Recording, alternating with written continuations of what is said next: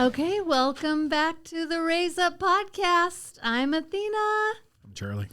And we're here to just share our lives with you guys. Hopefully some business sense that will help you out and just tell you what's going on with us lately. So lots and lots of things. Lots of things. So if you weren't able to get over and listen to episode 2, we were talking about AMT and some of the things that we love about that little business that we have.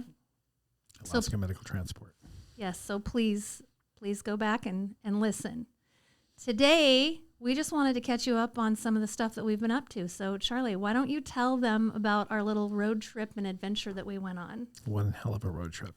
So, excuse me, we flew to Las Vegas, which we got diverted to Ontario, California, which I didn't know there was in Ontario, California, and there was some pretty big winds there, so we couldn't land in Las Vegas, and we were able to get to Ontario, rent a car, and drive 3.5 hours to Las Vegas just in time to see our concert.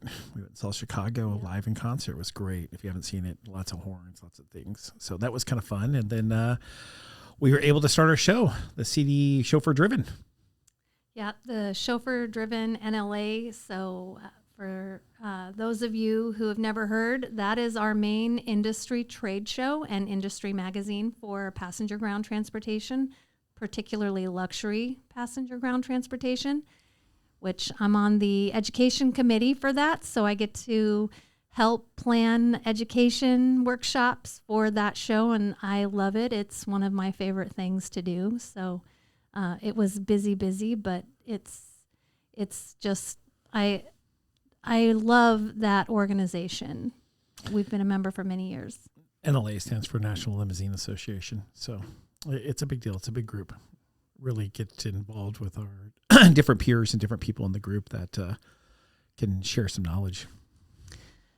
You know, what has it meant for you, Charlie, to be a part of that group?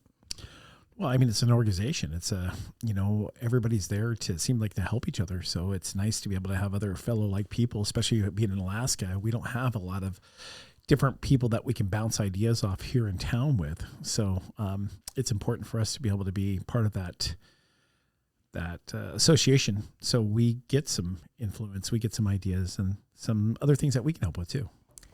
Yeah. And for those of you who aren't a part of an association that is in your industry or in your line of business, like I would encourage you to go out and find, there is likely an association for your industry. This association is more than just a network of peers who are trying to help each other.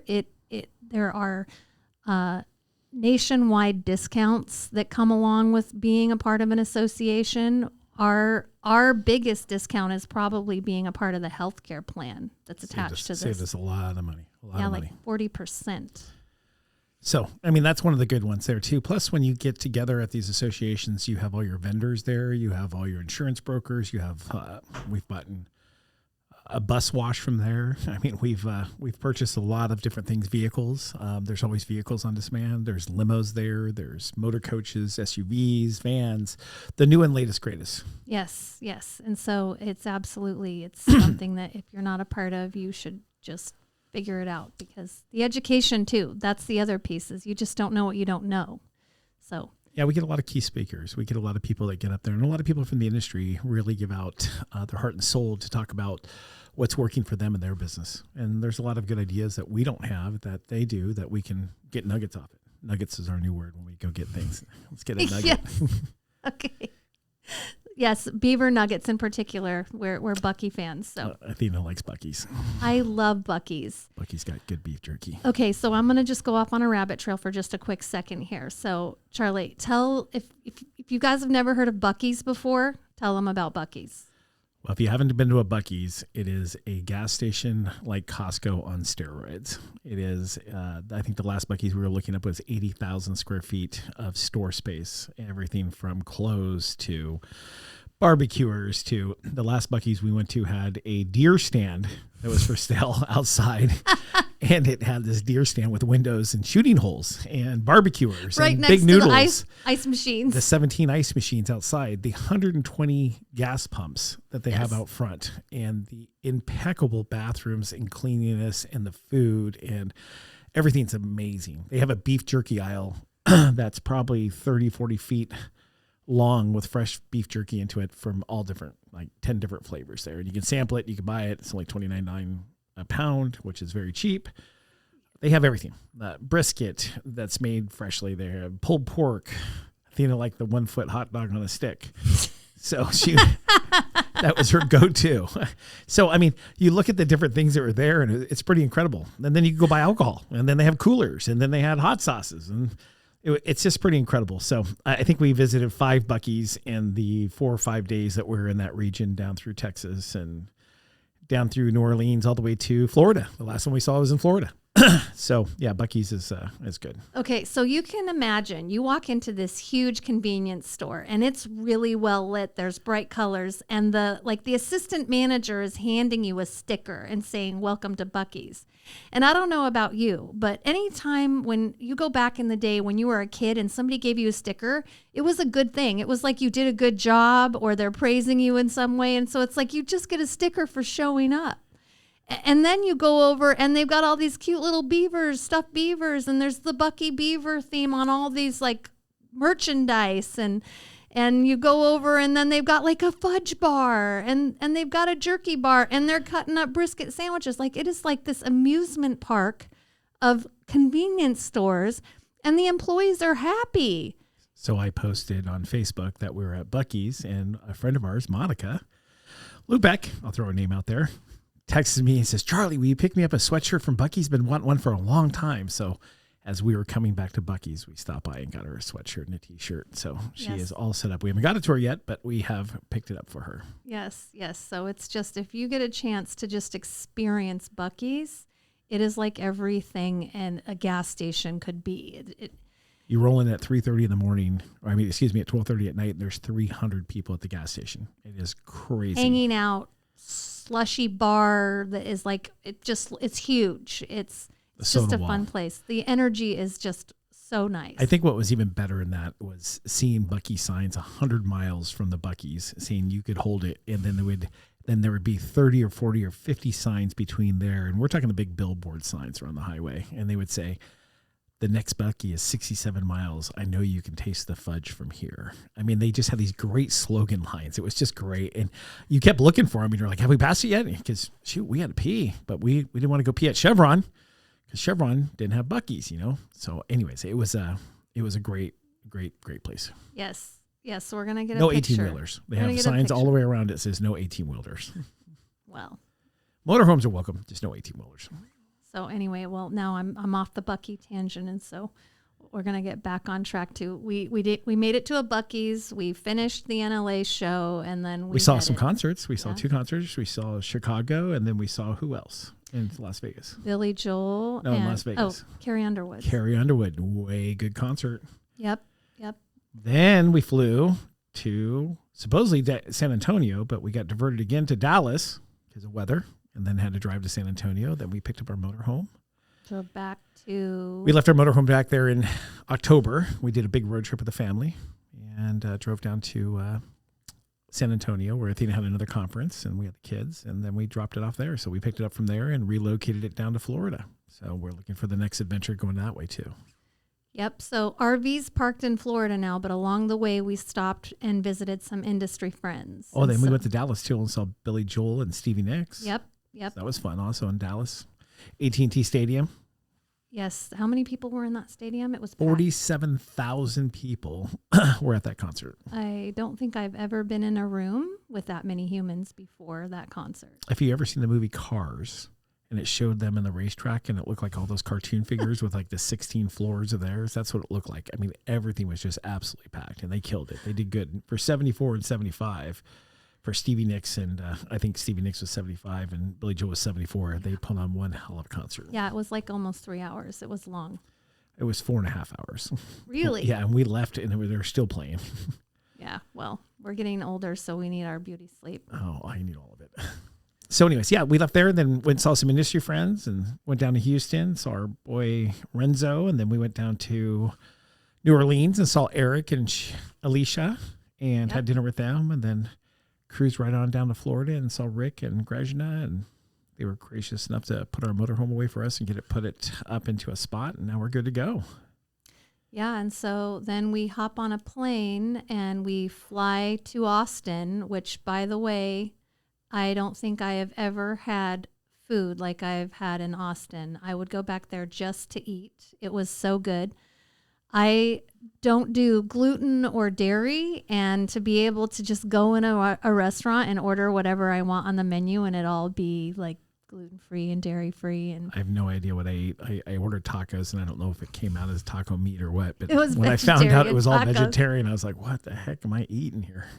Yes, so it was really easy to eat cleaner food, and gosh, you just feel great because you're eating clean food and you're walking around and it's warm outside. And us Alaskans, we really appreciate the fact that we can walk outside and be warm. So You know what I liked about it more is the music, the vibe there. We got through, thank God, we found a barbecue joint, and Yes. we were able to get some real meat and food. But as we walked out, there was a guy in an old mail truck that he had cut out the side. If you see my Facebook post, you can see it. He cut out the side of there and made a little stage on it, and it flipped open and down. And he had an amazing voice. Do you remember his name? Eugene, Eugene has a very creative. yes, and he had a little puppy with him, so which that even made it better. You get to pet the puppy at the end of it. But Eugene did great music, had a great voice, and he sat on a corner in his mail truck, and he had his guitar box out and accepted gratuities and tips. And I think we tipped him $20, and we sat there for probably half an hour and listened to just great music like I was at a concert. So it was lots of great music up and down the strips. Paramount had a big thing going on. What was it called? Southwest. They had Something going like on that, yeah. they had something going on there. So the whole town was jamming and packed, and they have a good vibe there. Really remind me a little bit of Nashville, just not all the lights and the glittery-ish of it. Not as many bachelorettes running around. Yeah, they didn't have fire trucks with girls on the back of them and buses, and they did have the beer patrol bicycle guys that were screaming and trying to do high fives and everything like that. But it was a good vibe, good town. It seemed like really energetic people and nice. Yeah. I didn't have the same food love as Athena did with that place, but you know what? She doesn't get excited about food too often, so.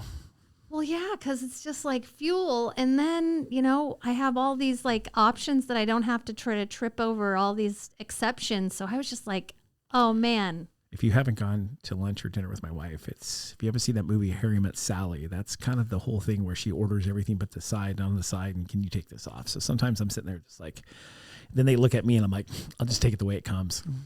So yeah, I'm just here to make him look good in every way. So he looks less complicated and easygoing. I need all the help I can get. So I'm doing my job if I'm doing that. Amen. Well. So then we went to the conference. Yep. Woohoo.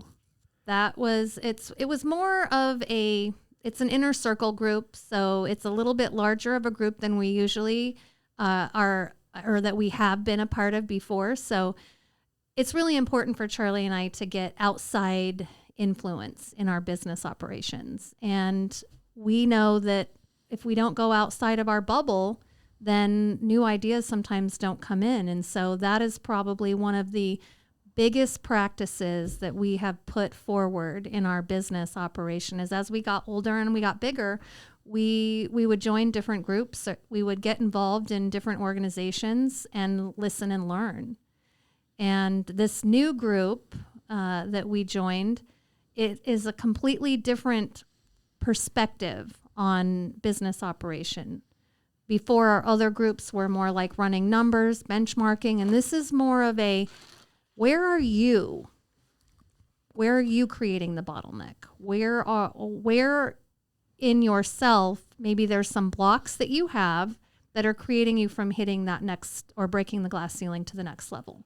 And so I think for myself in particular, as time has gone by, I've realized that there are things, limiting beliefs or whatever that have come up over time that prevent me from like moving to these next levels. And once I start to unpack them, it's like stuff just flows freely. And so he's kind of indulging me with this group right now, and I really appreciate that. No, I walked in with open eyes. So I learned a lot. I got a lot out of it. And you're kind of right. If you're not right, how's your company right? And if you're not right, how are your employees right? So, it really comes to a point that you have to get yourself in a mental space that you're willing to absorb and take in and learn things. And, and I like to think we're all professionals in our field because we spent so much time into it, but we take so much time in running it and taking care of it and feeding it instead of really nurturing it. And nurturing it is, I feel like it's nurturing ourselves so we're better, so we can make our employees better and we can make our company better. So anyways, I felt like it was a lot of that. And there was some woohoo shit in there too, excuse me. But, you take the nuggets out of it. And we got 80% of the nuggets out of it. So I thought it was really good. I'm looking forward to the next one that we're getting ready to go do. If we chose, we could go to one every month because it seems like there's something going on every month. But unfortunately, we're coming into our busy part of the season. So we're going to get a few more in before the busy season, but probably take advantage of a lot more during the wintertime season.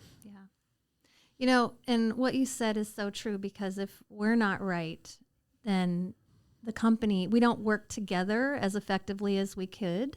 And then that reflects upon the operation. Then it also reflects upon our family. And it does so much if we can take the time out to get where we need to be within ourselves. And I'm not just talking about from a business partner standpoint. I'm also talking about like individually. Personally too. Yes. It's my analogy. I always have to think of things how it's analogy, but it's like if you like salad dressing and you have oil and you have vinegar.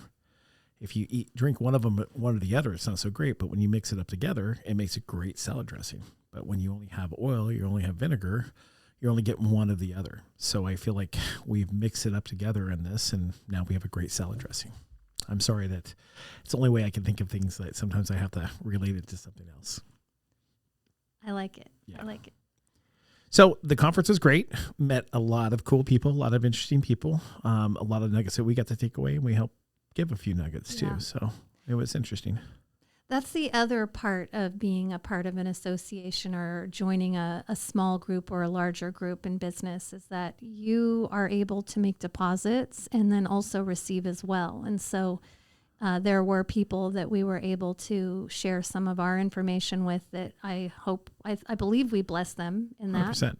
And you think you're by yourself on these situations and nobody else is in the same situation you are. But when we were there, so many people had the same problems that we do as business owners, relationships, everything else like that they were all there for the same reason, looking at each other saying, wow, man, we're not as bad as they are, and then they were looking at us and holy shit, we're not as bad as they are, so everybody's in the same boat, I mean, there's not a rule book. There's nothing here that tells you how to raise kids or run a business or things. There is books. There is some other things, but we are on the job training, So yeah. I feel like that we're getting more educated, and as we come back and we get more educated, we can educate our employees and our clients and our kids and our friends, and we share. We love to share. That's why we're doing this. I mean, we're sharing because we want to make sure that we're getting out what we are given, and you get blessings from it.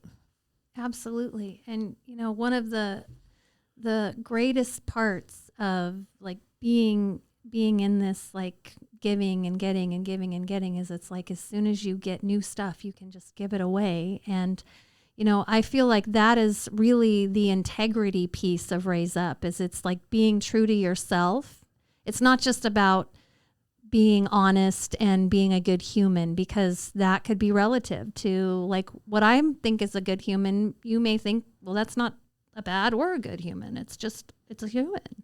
So it's all perspective. Yeah. And so it's like, when I think about being in my own integrity, like the person that I am, I want to have congruency in every area of my life. I want the same person that you see on this podcast to be that shows up everywhere. I'm the same lady that is talking to her children. I'm the same person at work. I'm the same, because I want to be my most authentic self, because that's when I'm the happiest, when I function at my highest level.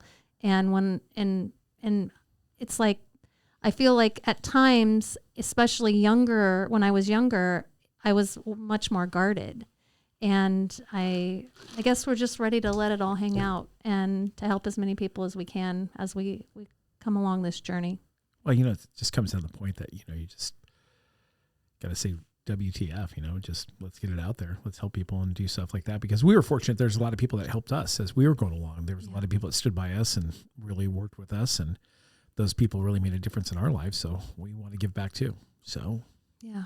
Sometimes we give unsolicited advice, and then they're just like, okay, we're good. And then some people are like, geez, I would have really never known that you were going through those problems, because you guys look like you really have your shit together. And sometimes we do, and sometimes we don't. Yeah. Yeah. But you know what? I think that we're doing a really good job of kind of laughing through the times. We are now. We are now.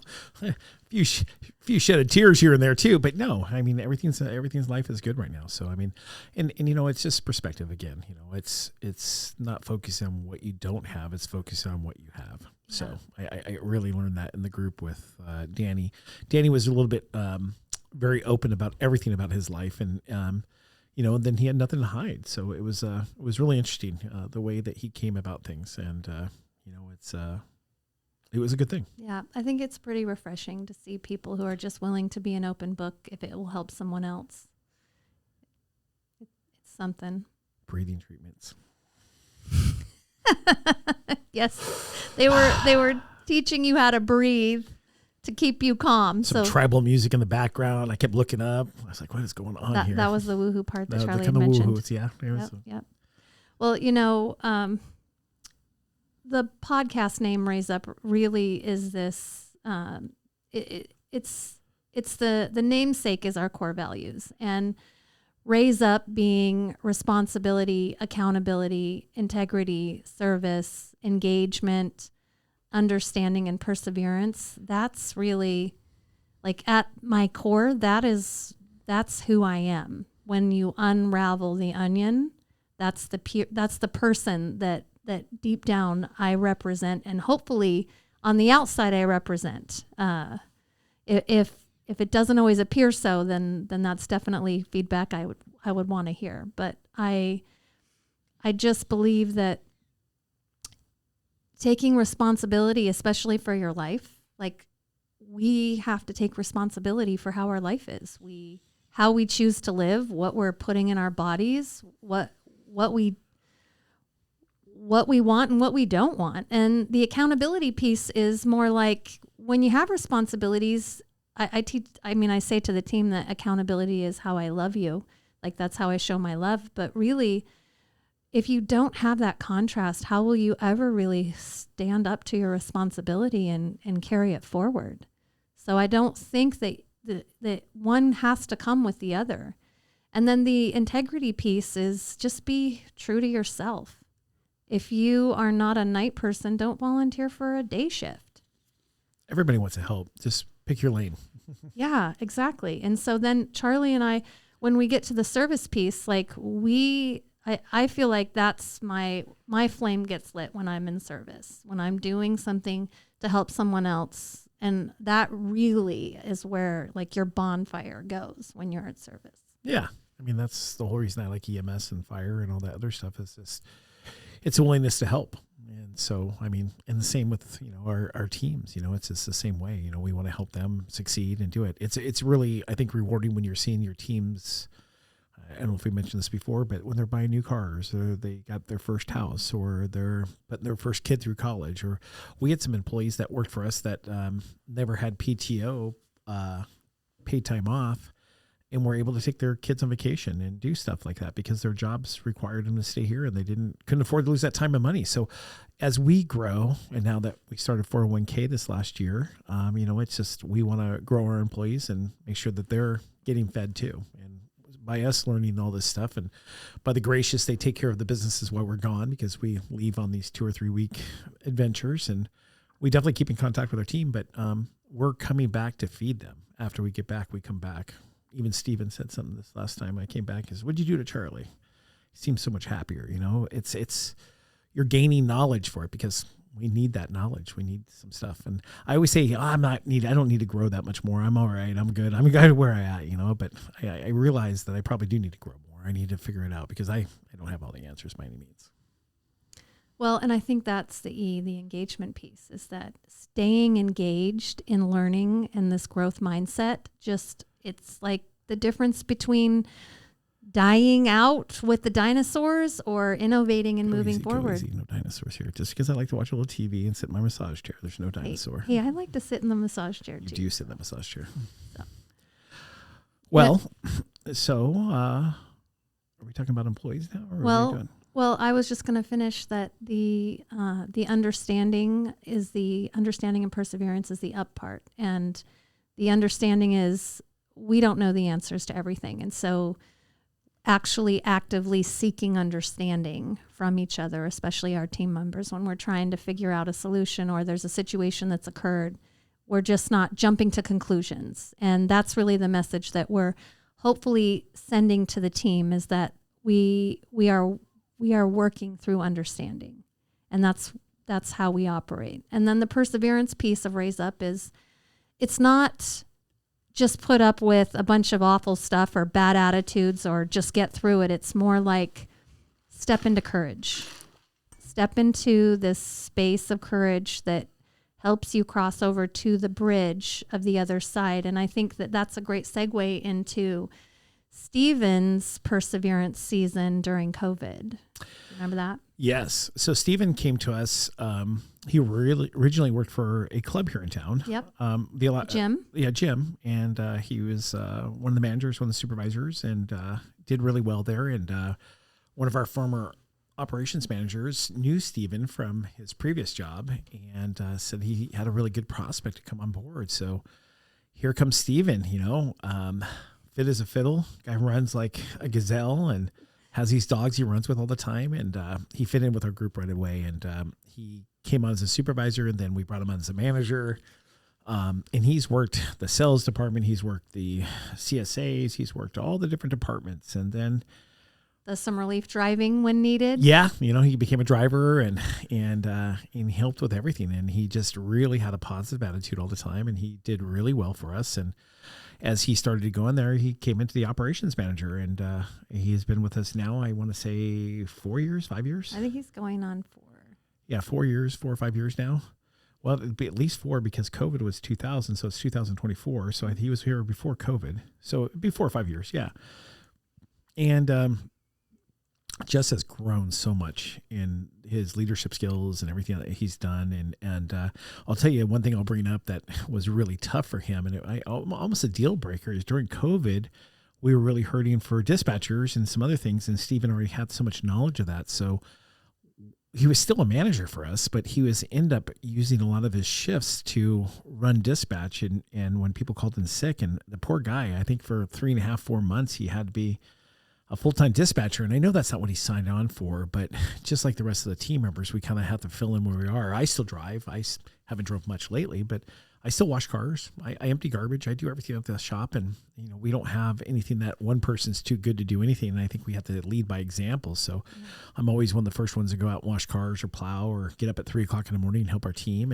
And Stephen has that same mindset. He has done so well for us, and we're just very proud. And, he's becoming a father, and yep. And he's just moved in so many different ways. And, Stephen was pretty clammed up when we first met him. He didn't say a whole lot unless you drug it out of him. And now he brings things out and he talks to us. And, just like Stephen and a lot of our other team members, they think we have this wealth of knowledge about things sometimes. So they know that we'll have an answer, but sometimes we don't have the answer for it, but we'll try to figure it out with them and try to help them through it. And Stephen has done the same thing for us. He's helped us figure out issues and problems, and he sees things in a different light sometimes than we do, which he brings it to light and says, hey, he's brought another person up to us and said, hey, I really think this person will do good in the office when they were DGMs and all this other stuff. And we were kind of like, oh, we never even thought about this person. So he brings a lot to the table. So when I say that, we're trying to bring up how well some of our people have done working with us and working for us.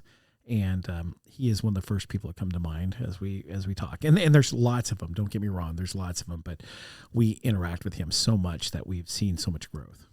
What I particularly love about his leadership style is he doesn't get rattled very easily. And if he does, you better watch out.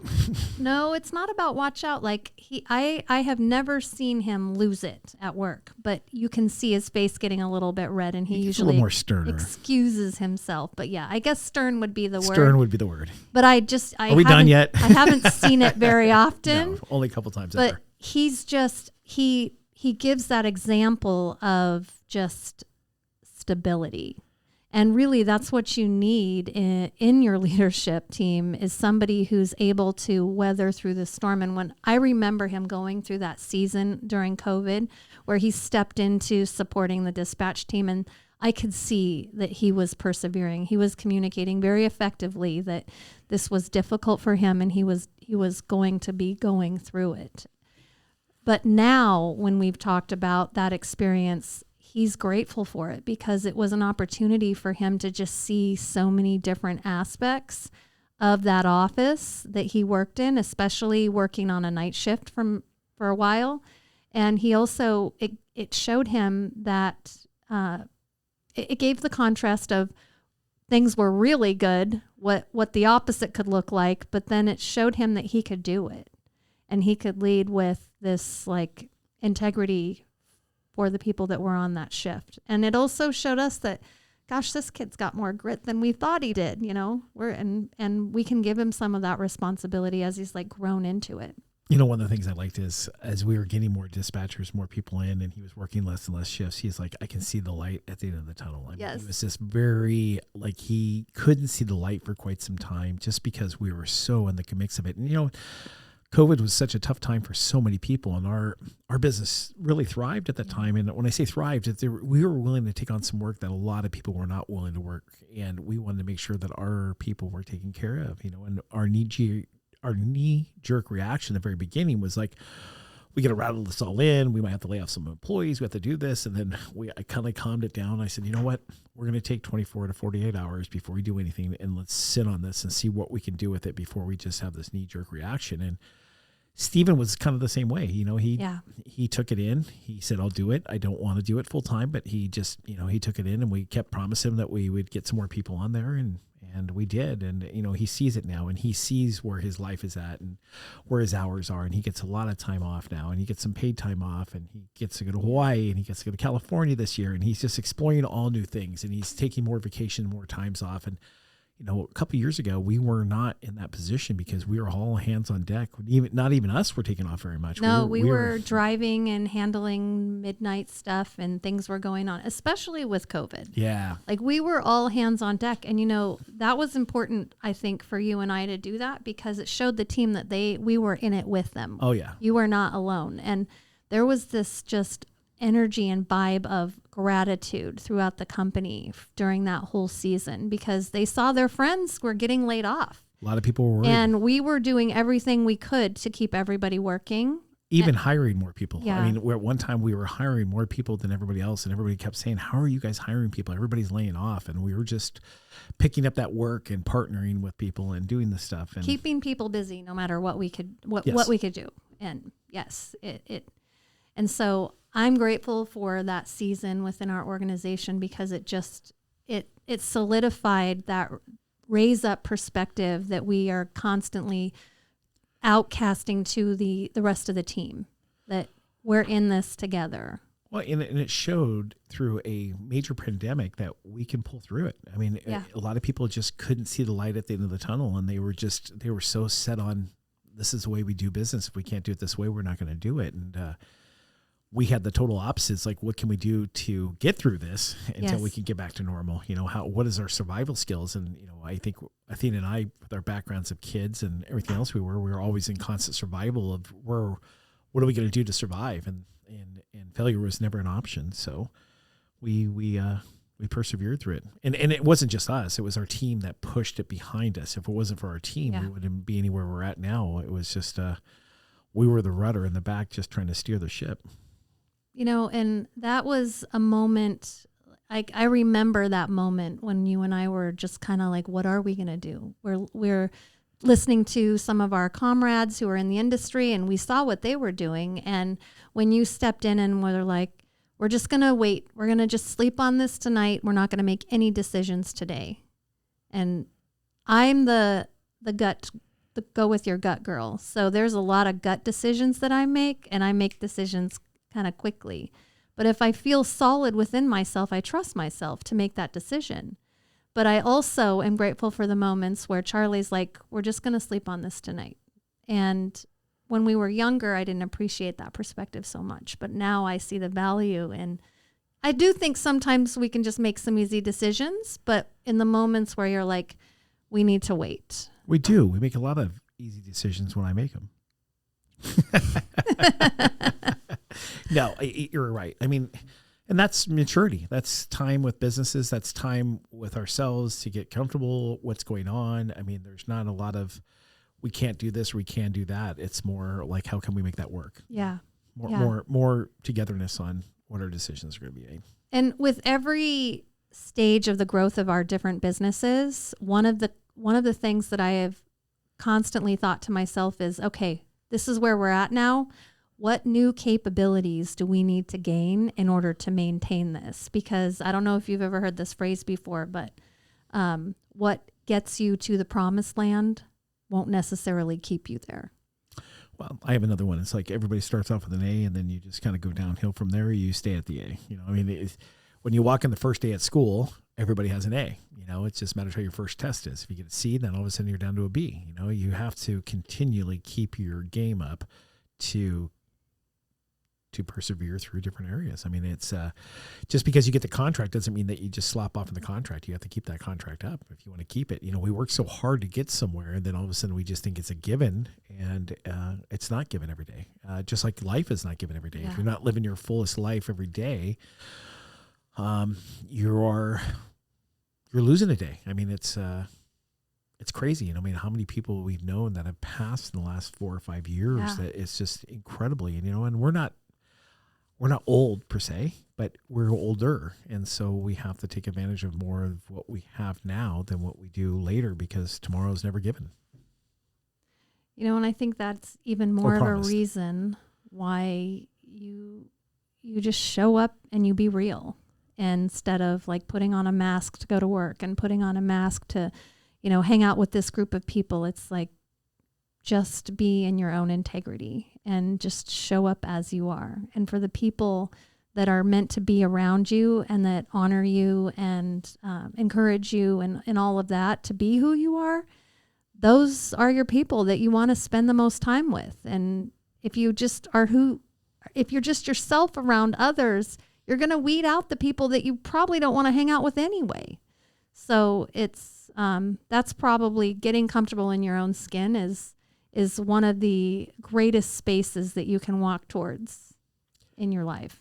Wow. If most people know me, I pretty much speak my mind, and I'm not really a big hidden person about it. And, you know, maybe if it's a new crowd, I won't speak 100% of my mind, but I'll speak 80% of it. But it's, I've always thought you should be who you are, you know, and you should not try to fake it until you make it. You should try to just be who you are, and either people are going to like you or they're not, or they're going to love you or they're going to not. You know, it's just one of those things. But if you're always true to who you are, then everybody knows what they expect. Yeah. You know, it reminds me of this, like, you remember when we moved to the yellow house in Chugiak? Yep. And I told one of our friends lived out there, and I'm like, we're going to have a cookie exchange because it was Christmas. And I'm like, let's put flyers on everybody's door in the neighborhood. And she's like, everybody? Do we really want everybody to come over? I'm like, heck yeah. Because I want to know who I want to be friends with and who I don't want to be friends with at the same time. And she's like, okay, that makes sense. Oh, yeah. I thought she was kind of crazy on that one too. But I was like, all right, well, let's do it. Well, everybody always wanted to come see the yellow house. The yellow house was such an iconic house in that neighborhood. It was just the color and the big fence and the big yard. It was a very beautiful house. Yes, it was. Well, you know, circling back to Stephen and his story of just raising up within the organization, it's a message of like, that's really how we operate at BAC. If there is potential, if you have a desire, if there's something that you've always been interested in that's not in the line of work that you're currently doing for us, like, we listen to that. We honor that.